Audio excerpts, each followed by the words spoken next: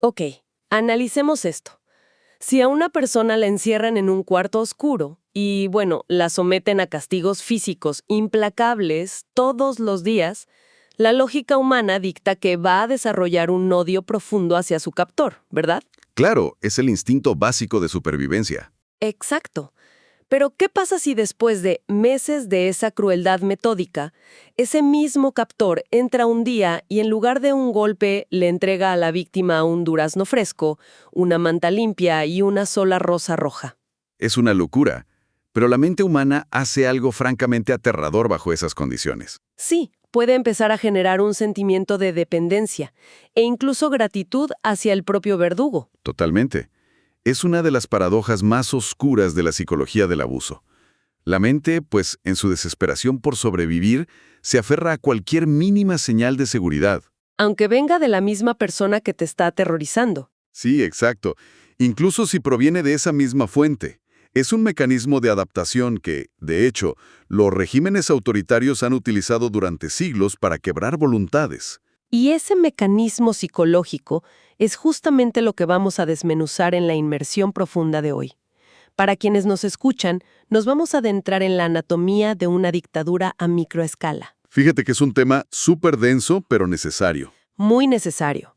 Vamos a explorar cómo la opresión sistemática y el abuso reconfiguran la mente, tomando como caso de estudio el libro de ficción El susurro de las rosas. Que es la primera parte de la obra El susurro y el despertar de las rosas, de Némesis Daniel, es cierto. Así es.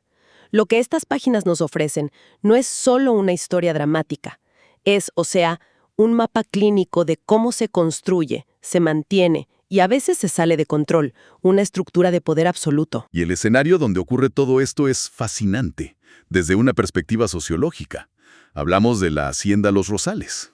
Que por fuera suena preciosa. Claro, desde fuera, los documentos y las descripciones la presentan como un lugar idílico, lleno de flores, prosperidad y luz, pero internamente funciona como un ecosistema cerrado de deshumanización. Es la fachada perfecta. Exacto.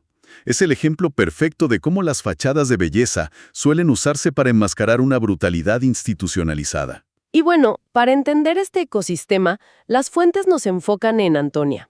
Ella es una joven de 17 años que vive ahí dentro. Y hay un detalle físico que a mí me dejó impactada, porque encapsula toda la estructura sociológica del lugar. Te refieres a la marca, supongo. Sí, a la marca. Antonia lleva en su hombro derecho la forma de una rosa, hecha con hierro candente.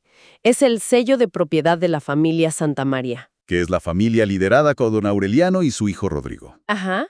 Pero el que realmente ejecuta el terror todos los días es el capataz, Bonifacio. Y aquí quiero que me ayudes a entender la psicología detrás de esto. O sea, ¿por qué no basta con tener a las personas encerradas? ¿Por qué necesitan usar un hierro candente? Pues porque el hierro candente no busca evitar que alguien escape físicamente. Lo que buscas es evitar que escape mentalmente. Wow. Claro. Marcar a un ser humano es un acto de cosificación absoluta. Altera por completo la percepción de la identidad. El objetivo del sistema en Los Rosales, y de Bonifacio como el que opera todo esto, es que los habitantes dejen de verse como individuos. Que se vean como objetos, básicamente. Exacta. Como herramientas, como parte del inventario de la hacienda. Si logras que la víctima acepte que es un objeto, la resistencia se vuelve conceptualmente imposible. Qué fuerte. Y eso nos lleva a la rutina diaria de la hacienda que parece diseñada justo para reforzar esa idea de que solo son un engranaje más. Pero hay un momento en la historia que rompe esta dinámica. El incidente del desayuno. Sí, es una mañana helada, Antonia está al borde del colapso físico por el agotamiento. Sus manos tiemblan muchísimo y deja caer una simple naranja. Y la reacción de don Aureliano es una furia desproporcionada. Se queja del café frío, del pan seco, y Bonificio de inmediato prepara el látigo para azotarla. O sea, parece una reacción exagerada por una naranja que se cae, ¿no crees? Desde nuestra perspectiva, sí. Pero desde la perspectiva del poder totalitario, para nada. ¿Ah, no? No, porque en un sistema que se basa en el terror absoluto no existen los errores pequeños. Una naranja que cae es una falla en la maquinaria. O sea, demuestra que el control no es total. Exactamente. Es una demostración de que el control no es perfecto.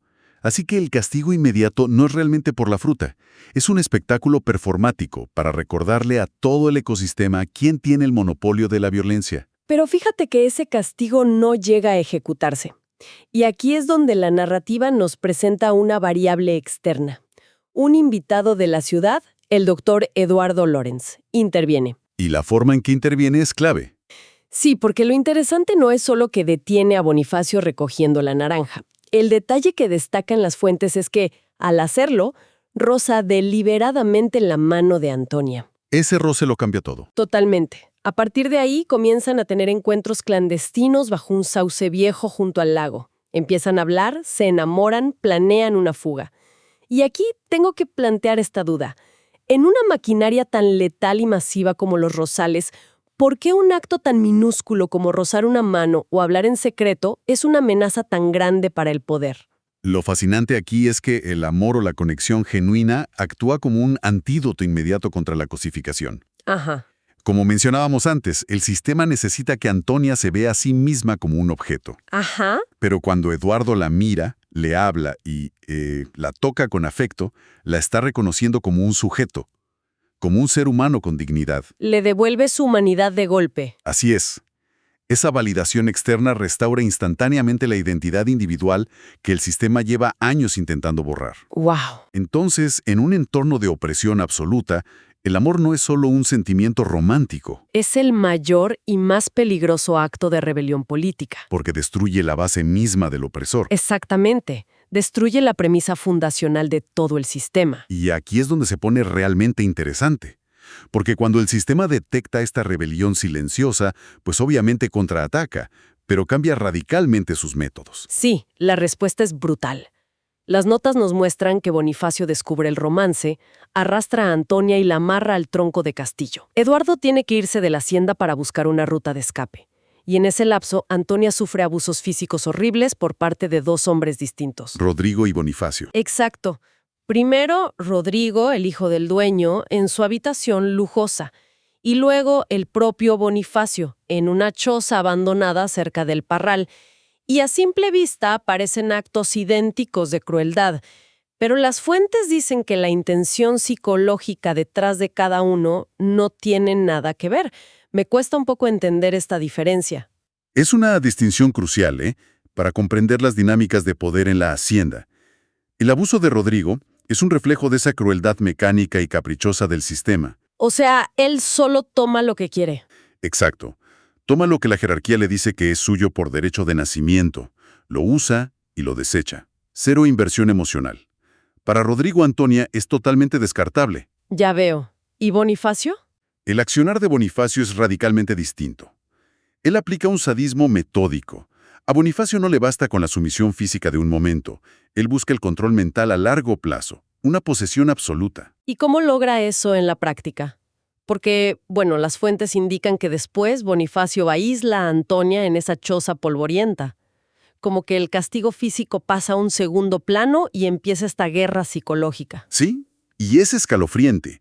Lo que Bonifacio implementa es un aislamiento clínico, combinado con lo que en psicología llamamos luz de gas o gaslighting. Que es hacer dudar a la otra persona de su propia realidad, ¿no? Exacto, pero llevado a un extremo devastador. Al aislarla en esa choza, Bonifacio corta cualquier estímulo externo que pueda validar la realidad de Antonia. Y luego inyecta su propia narrativa. Le dice cosas terribles, me imagino. Le dice que Rodrigo la desechó por no valer nada y que Eduardo ya lo olvidó en la ciudad. El objetivo táctico de Bonifacio es tener el monopolio de la percepción. O sea, si él es la única persona que interactúa con ella, la versión del mundo de Bonifacio se convierte en la única versión del mundo para Antonia. Preciso. Él necesita destruir cualquier esperanza externa para posicionarse como el único dueño de su destino, como el guardián de sus sombras, por así decirlo. ¿Qué nivel de manipulación? Es que el tirano no se conforma con que la víctima obedezca por miedo al látigo. Necesita que crea genuinamente que fuera de esa choza no hay nada más que vacío, y que él es su única ancla con la realidad. Pero mantener esa ilusión, o sea, requiere un control perfecto de la situación. Y las fuentes muestran que esa armadura psicológica tiene fisuras. Claro, nada es hermético. Resulta que Eduardo logra regresar brevemente e intenta dejarle una nota escrita con carbón en una vieja fuente. Bonifacio sorprende a Antonia leyendo el mensaje y la somete a una tortura brutal. Una reacción de pánico por perder el control. Totalmente. Pero en ese punto más bajo, en medio de un dolor absoluto, Antonia hace algo que desafía toda la lógica de la sumisión. Lo enfrenta y le hace una pregunta que lo descoloca por completo. Le dice, ¿dijiste que sentías algo por mí? ¿Así es como me lo demuestras? ¡Wow! Esa es una de las interacciones más reveladoras de todo este análisis. ¿Verdad que sí? Es que lo paraliza. Porque esa simple pregunta funciona como un espejo. Resquebraja toda la narrativa interna del opresor. Expone la disonancia entre la ilusión de control omnipotente de Bonifacio y la realidad grotesca de su brutalidad. Se da cuenta del monstruo que es. De repente, el verdugo se queda sin guión. No sabe cómo responder a eso. Y ahí es donde entra una figura clave en la historia. Elvira. Elvira es un personaje fascinante. Ella es una mujer esclavizada en la hacienda, muy sabia, que entiende perfectamente cómo funcionan las corrientes subterráneas del poder. Ella interviene y le dice a Bonifacio una verdad muy incómoda. Le dice que sus celos enfermizos y su crueldad van a terminar destruyéndolos a ambos. Le aconseja que cambie sus métodos si realmente siente algo por Antonia. Exacto. Y es en este punto donde la historia revela un secreto gigantesco que le da la vuelta a todo. Un cambio de paradigma brutal en la jerarquía. Resulta que Bonifacio le confiesa a Elvira que la familia Santa María ya no tiene el poder real.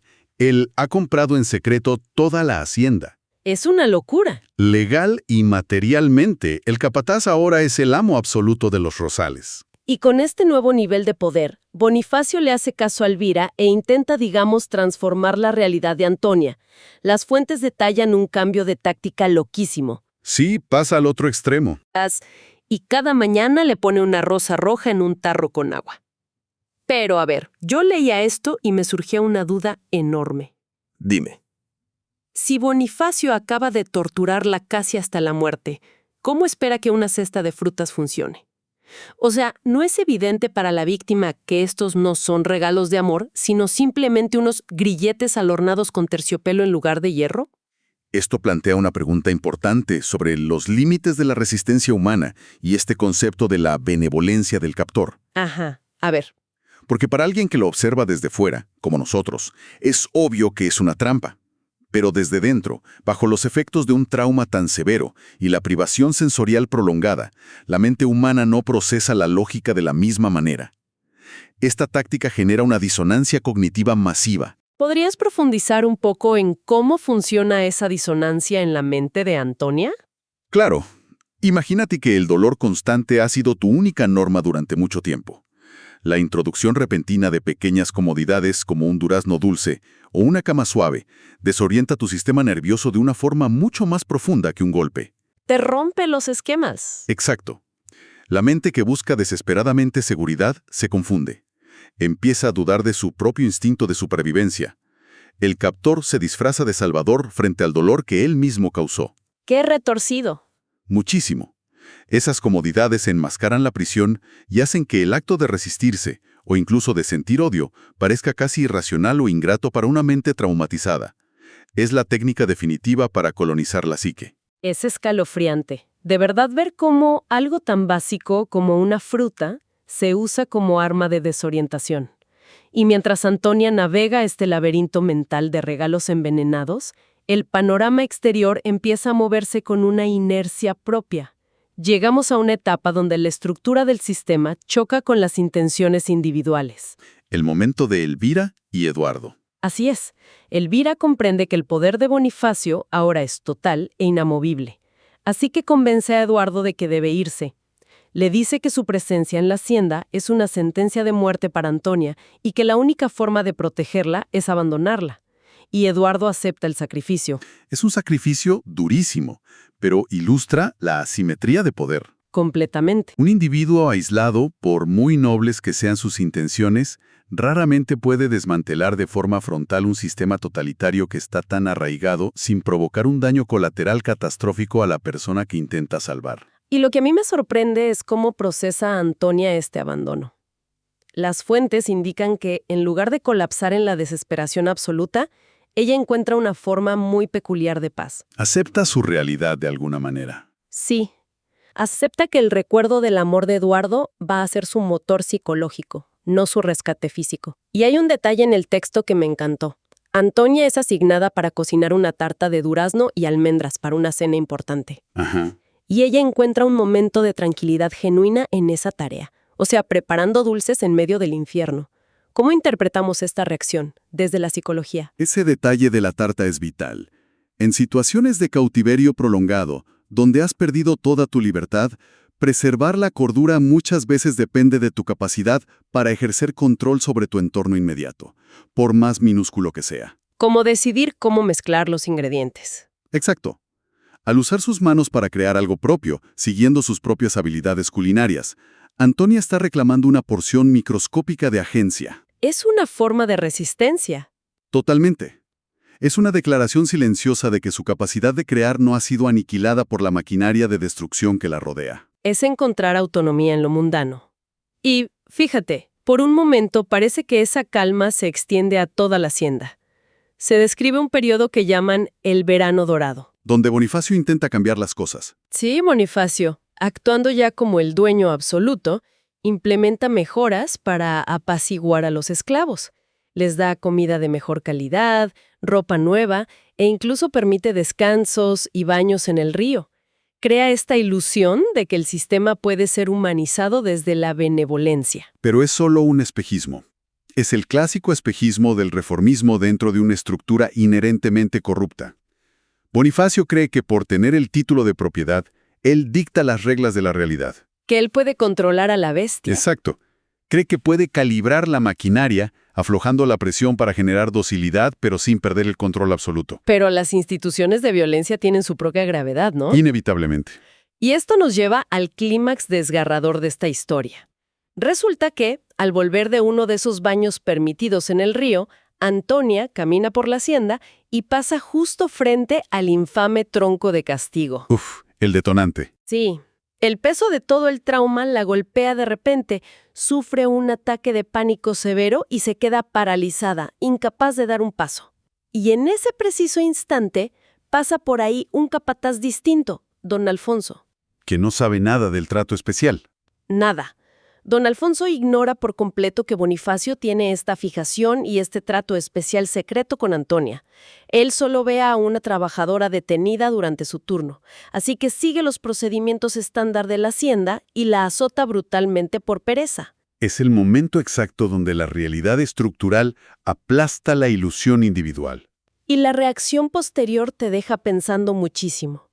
Elvira encuentra a Antonia medio muerta, destrozada, y corre a reclamarle a Bonifacio, asumiendo que él dio la orden. Pero no fue él. No. Bonifacio reacciona con una confusión genuina. Él no tenía idea de que otro engranaje de su propia maquinaria acababa de triturar a la persona que él intentaba aislar y, entre comillas, proteger en su juego mental.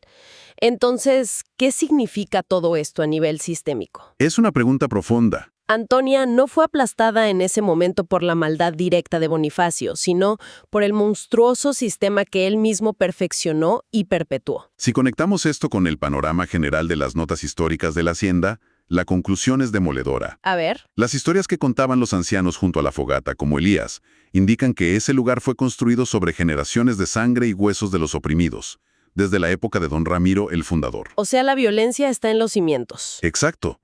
El sistema no es solo la suma de las personas que lo operan, adquiere una inercia propia. Es como un algoritmo diseñado puramente para castigar. Totalmente. Una maquinaria que fue diseñada durante décadas para extraer labor a través del terror y castigar cualquier desviación. Y esa maquinaria no se va a detener simplemente porque el ingeniero jefe decide cambiar sus sentimientos hacia un solo engranaje. Claro, el sistema no tiene sentimientos. Para nada. Las reglas operativas dictaban que la inactividad se castiga con violencia. Don Alfonso solo ejecutó el código del sistema. Lo que Bonifacio descubre en esa confusión es su propia impotencia frente a su obra.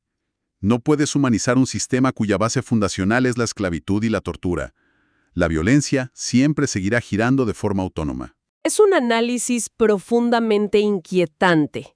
Y, a ver, Aunque estamos desmenuzando una obra de ficción ambientada en una hacienda aislada, los mecanismos de poder, el control mental y la violencia institucional que discutimos hoy son un reflejo muy preciso de realidades sociológicas e históricas que tristemente son muy concretas. Sí, la disección del comportamiento abusivo que hace el libro es universal. Estos métodos de aislamiento, la disonancia cognitiva con las recompensas y el peso autónomo de las instituciones represivas operan con los mismos principios, ya sea a nivel de una pareja o a nivel de un Estado. Nos muestra con una precisión clínica cómo opera el gaslighting para reescribir la realidad de alguien y cómo el aislamiento es el requisito previo para lograr ese control total. Pero también nos deja una lección vital sobre la morfología de la resiliencia. Sí, eso es importante rescatarlo, porque a menudo imaginamos la supervivencia frente a la opresión como estos grandes actos heroicos o escapes de película de Hollywood. Y no siempre es así. Para nada. Este análisis demuestra que la verdadera resistencia a veces consiste en encontrar el anclaje mental para seguir cocinando un dulce de durazno. Es reclamar 1 milímetro cuadrado de tu propia mente cuando todo el entorno está diseñado para borrar cualquier rastro de tu identidad. Es ver la supervivencia como un acto de retener la agencia individual, por más minúscula que sea la acción en ese momento. Totalmente de acuerdo. Y bueno, para cerrar la inmersión de hoy, me gustaría dejar sobre la mesa una reflexión que nace de este aparente verano dorado y de su trágico colapso final. Adelante, te escuchamos. Para nuestra audiencia, piensen en esto. Cuando un individuo pasa su vida entera construyendo, alimentando y perfeccionando un sistema que está fundamentalmente arraigado en la crueldad metódica, ¿es realmente posible que ese verdugo altere las reglas del juego a su voluntad? Esa es la gran ironía. ¿O es una ley inevitable del poder que el arquitecto termine siendo sorprendido, superado y eventualmente devorado por la misma maquinaria despiadada que él desató creyendo que podía controlarla? Es una pregunta muy pesada sobre la naturaleza de las estructuras que creamos para oprimir a otros. Es algo profundo para cuestionarnos y llevarnos a casa. Muchísimas gracias por acompañarnos a desmenuzar las sombras y los susurros de esta historia. Nos escuchamos en la próxima.